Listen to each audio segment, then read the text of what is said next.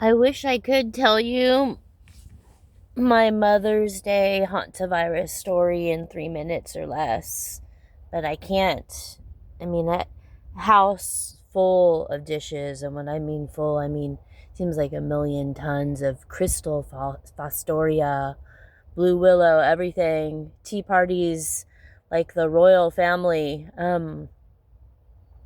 all full of rat shit that you have to clean and scrub every day of your life. Was like isolation, cooking 24 hours a day, a free food bank bag of every type of produce, um, thinking that avocados are rodents, in a ball, in a petrified corpse ball.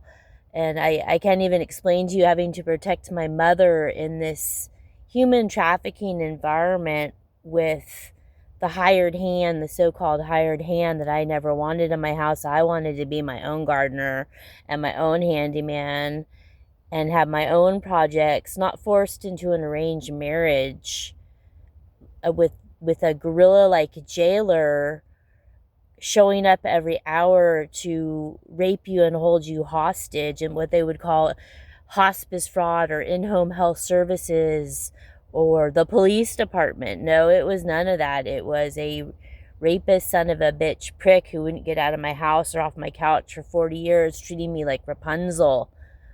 I would spend my hours trying to get away from him because he took off my door and my locks, and I would just sit there and weave and weave and weave like a handcuff, strapped to the loom, of which he would steal everything every day of my life, all my hard work. And like I said, in this environment, trying to protect my mother and being kept in bondage in prison, and me being called the Zodiac killer, not him.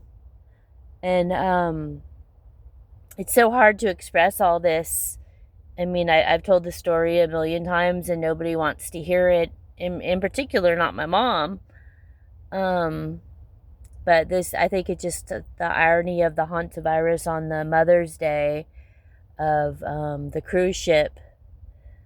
Um, that, I wish I could tell my story, but, um, what's the difference between a tent with holes in it and a meadow full of rodents?